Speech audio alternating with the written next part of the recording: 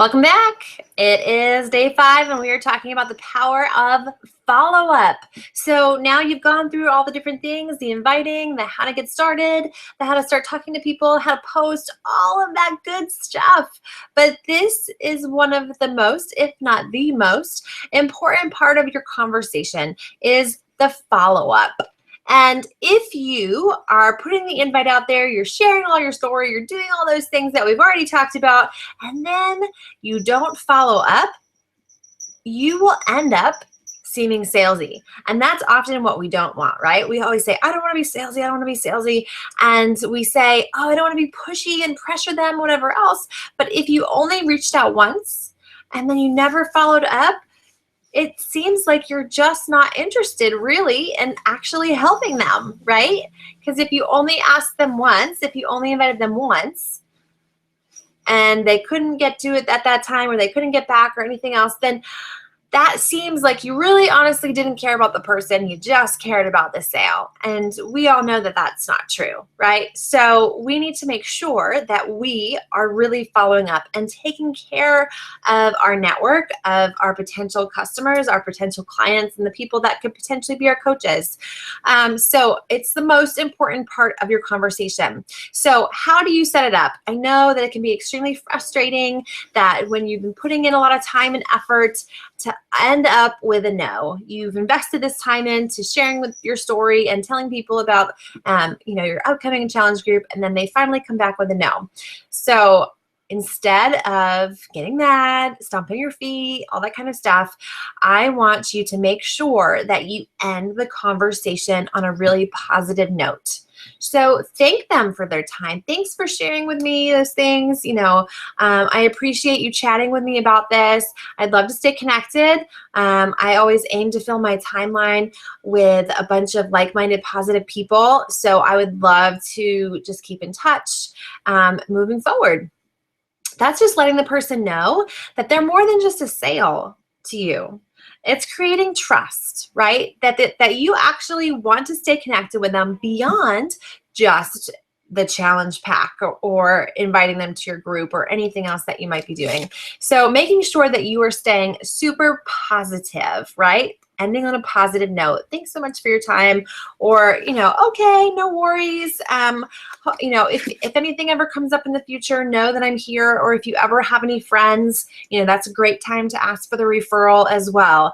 So the next thing I want you to do is ask permission for the follow-up.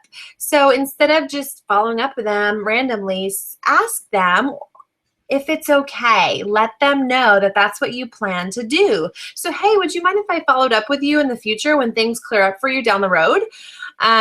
You can set a date. You can say next month, or, depending on what their objection was, things change. Life happens. Stuff will often change. So making sure that you ask that permission for the follow-up, let them know. It kind of gives them a preview to the future that you will be touching base with them again, that you are going to connect with them and put it out there again. So be sure to stay positive and ask permission for that follow-up in the end of that conversation. Then you should be keeping track of the people that you need to follow up with. So the people that either didn't respond back to you or the people that said no to you at this time. Write them in that list. They're in the follow-up list. And in that list, you want to make sure that you have a couple of details about what their needs were, what their goals were, what they're striving for, what their struggles were. If they have issues, say, they struggle with sugar, that they really have a sweet tooth, something like that. That will then come into play. So when you're looking at that follow-up list and you're going through and following up with people on a regular basis, you can look at your list, and that's where you're going to be persistent. Now, I didn't say pressure people, so we're not doing that, but it's being persistent. Persistence pays off. I'm sure you guys have heard that at some point in your life. Persistence pays off. So what you need to do is add value in your follow-up. So looking at that list and what the person was struggling with or what their goals were, you are going to aim to either send a recipe, send an article. So if someone struggles with finding the time to work out because they're always traveling, and that was how you thought that you'd be able to help them, but they ended up saying no to you, then maybe you find an article of 5 tips to stay healthy while on the road, and you send them a link to it. Or maybe if someone was really struggling with sweets, that you send them a healthy sweets recipe, like maybe our Shakeology peanut butter cups or something like that. And so you send them an article or a recipe based on what they said to you in that initial conversation, because you wrote it down in that follow-up list. And you say, hey, every 2 weeks or so, at a minimum once a month, but aim to send them something and say, hey, I thought of you when I saw this. I just wanted to help you out because I know that that's what you said you struggled with. So knowing that you are paying attention, that you are interested in them more than just getting the sale, and that you really are trying to add value into them. You want to do that potentially even 3 to 4 times before you even invite them to your next challenge group. So making sure that you're putting that persistence in there, that not only are you persistent with inviting them again and following up in that matter of way, but also making sure that you're adding value into their life, that you really have something to give to them, not just them give to you, right? And becoming your customer. And then the last thing you need to do is you need to make sure that you are patient. Patience, my friends. So often we catch people in the wrong time of life. They just have this happening, that happening. In order for people to jump into something with fitness, they really need to be in the right mindset to be able to dive into this, to really wrap their head around it and accomplish something with this. So often we just, when we invite somebody, it just isn't the right time in their life. I mean, heck, is there ever a right time? But, seriously, so something's going on. They just don't have the energy and the effort that they're going to put forth into this. And that's okay. And that's normal. That goes back to the whole, not taking personal offense to that we talked about yesterday, right? But you want to probably follow up at least 4 to 10 times before quitting on the follow-up, right?